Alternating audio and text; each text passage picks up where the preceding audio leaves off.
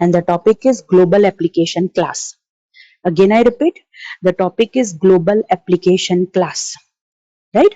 Directly ये topic आपके syllabus के अंदर एक्सप्लिसिटली मेंशन नहीं हुआ है, बट स्टिल आपको ये टॉपिक आपके सिलेबस के अंदर कंसीडर करना है, बिकॉज अब इसके बाद जो हम स्टेट मैनेजमेंट टेक्निक पढ़ने वाले हैं, that is session and application, उसके अंदर ये ग्लोबल एप्लीकेशन क्लास भी यूज होता है.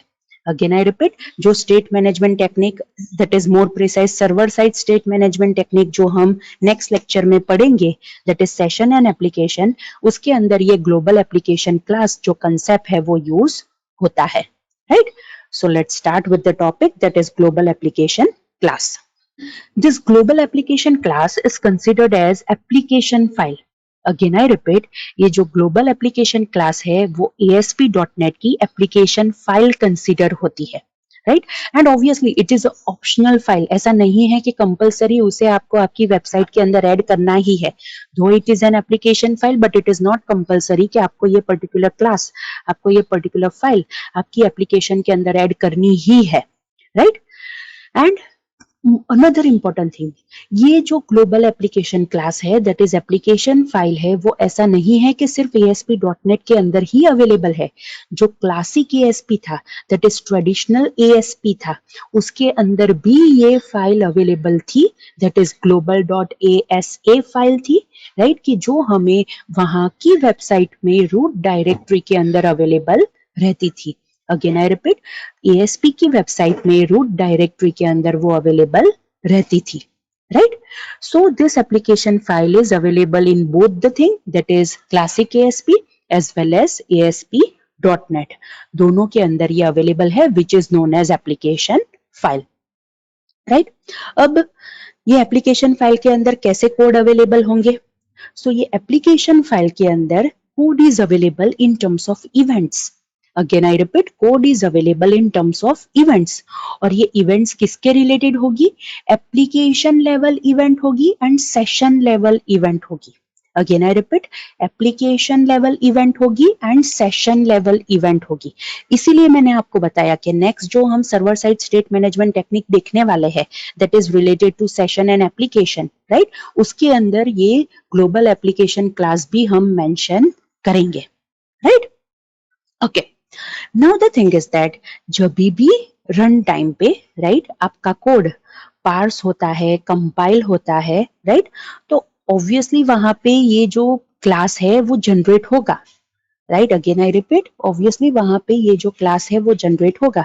लेकिन ये क्लास कहां से रिट्राइव होके आता है? It is retrieve from HTTP application base class. Again I repeat, ये जो क्लास है that is global application class, वो कहां से रिट्राइव होता है? It is retrieve from HTTP application base class. मतलब हम ऐसा कह सकते हैं कि ये जो ग्लोबल एप्लीकेशन क्लास है उसका बेस क्लास कौन सा है? HTTP application, that is the base class of this global application class, right? और वो ऑटोमेटिक वो डिराइव हो जाता है जब भी हम हमारी एप्लीकेशन रन करते हैं और हमारी एप्लीकेशन के अंदर अगर हमने ये ऐड किया है एक्सप्लिसिटली, बिकॉज हमने पहले ही देखा कि ये ऑप्शनल है, so it is not compulsory कि ऐड करना ही पड़ेगा, लेकिन अगर हमने ऐड किया है तो ये HTTP एप्लीकेशन क्लास के ऊपर से वो डिराइव होगा और वो हमें क्लास क्रिएट किया हुआ मिलेगा, right? Good enough.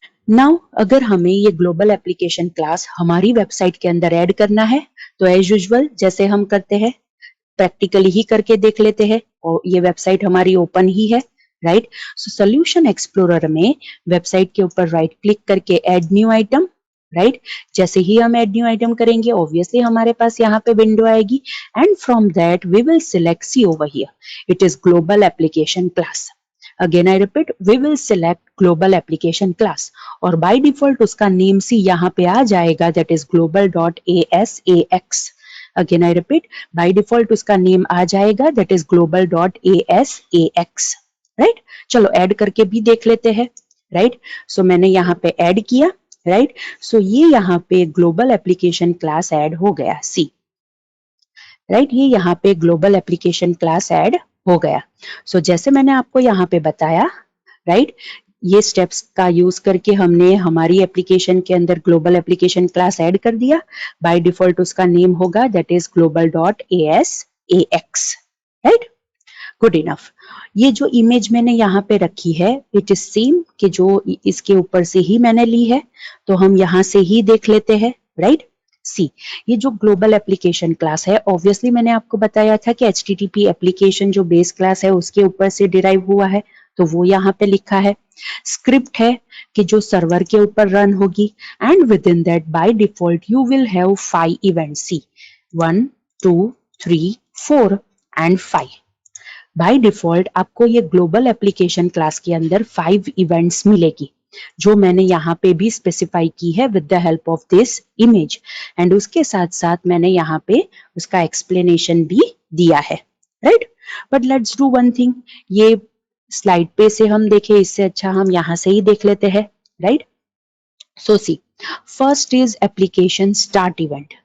Obviously as the name says, ये इवेंट कब फायर होगी? जब भी हमारी एप्लीकेशन रन होना स्टार्ट होगी, तब ये application start event automatic fire हो जाएगी।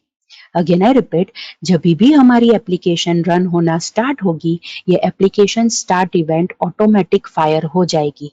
इन शॉर्ट, अगर एप्लीकेशन स्टार्ट होती है तब आपको कोई टास्क परफॉर्म करना है, तो आप ये एप्लीकेशन स्टार्ट इवेंट के अंदर उसके रिलेटेड कोड लिख सकते हो, राइट?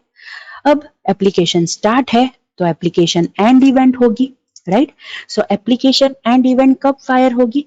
जब हम हमारी रन की हुई एप्लीकेशन को शट डाउन करेंगे। अगेन आई रिपीट, जब हम हमारी रन की हुई एप्लीकेशन को शट डाउन करेंगे तो एप्लीकेशन एंड इवेंट फायर होगी। और ये एप्लीकेशन एंड इवेंट के ऊपर हम वो कोड लिख सकते हैं कि जो हम एप्लीकेशन के शटडाउन के वक्त एग्जीक्यूट करना चाहते हैं, right? Now next is application error event. Application error event कब फायर होगी? जब भी हमारी एप्लीकेशन में कोई अनहैंडल्ड एरर अकर होगी, तब ये एप्लीकेशन एरर इवेंट अपने आप फायर हो जाएगी। अगेन आई रिपीट, जब भी हमारे एप्लीकेशन के अंदर राइट कोई भी अनहैंडल्ड एरर अकर होगी, तो ये एप्लीकेशन एरर इवेंट अपने आप फाइल हो जाएगी। इन शॉर्ट, अगर हमें अनहैंडल्ड एरर जब अकर होती है तब कोई टास्क एग्जीक्यूट करना है, तो हम ये एप्लीकेशन अंडरस्कोर एरर इवेंट के ऊपर लिख सकते हैं, right? So students, application level की 3 इवेंट्स ये ग्लोबल एप्लीकेशन क्लास के अंदर अवेलेबल है, राइट? अब सेशन लेवल की 2 इवेंट्स इसके अंदर अवेलेबल है। First is session start and second is session and. Now ये सेशन स्टार्ट इवेंट कब फायर होगी? जब भी हम कोई पर्टिकुलर यूजर के रिलेटेड न्यू सेशन क्रिएट करेंगे, तब ये सेशन स्टार्ट इवेंट फायर होगी। अगेन आई रिपीट, जब भी हम पर्टिकुलर यूजर के रिलेटेड न्यू सेशन क्रिएट करेंगे या फिर न्यू सेशन स्टार्ट करेंगे, तब ये सेशन स्टार्ट इवेंट फायर होगी। इन शॉर्ट, अगर हमें यूजर के सेशन क्रिएशन के वक्त कोई टास्क परफॉर्म करना है, तो हम ये पर्टिकुलर इवेंट के ऊपर लिख सकते हैं और वो ऑटोमेटिकली एग्जीक्यूट हो जाएंगे, right? And the last is that is session and event. Session and event कब फायर होगी? जब हम पर्टिकुलर यूजर का सेशन किल करेंगे, मोर प्रिसाइज सेशन एंड करेंगे, तब ये सेशन एंड इवेंट अपने आप फायर हो जाएगी। इन शॉर्ट, अगर हमें यूजर के सेशन एंड के वक्त राइट मुझे कोई टास्क परफॉर्म करना है, तो मैं ये सेशन एंड इवेंट के ऊपर लिख सकती हूँ कि जो ऑटोमेटिक वो एग्जीक्यूट करके हमें दे देगा, right? So students, there are 2 session level events which are present in global.asax file, या फिर more precise हम ऐसा कह सकते हैं within global application class. So these are the 3 events, that is application start, application end and application error, which are application level events within this global application class. And there are 2 session level events, that is session start and session end, which is available in this global application class, कि जो हम server side state management technique that is session and application के related use कर सकते हैं, right? So students, this was a small topic that is global application class, कि जो हमें हमारे सिलेबस के अंदर कंसीडर करना है, right? So it's enough for today's lecture. अगर आपको कोई डाउट है तो आप मुझे पूछ लो, उसके बाद हम हमारा लेक्चर एंड करेंगे।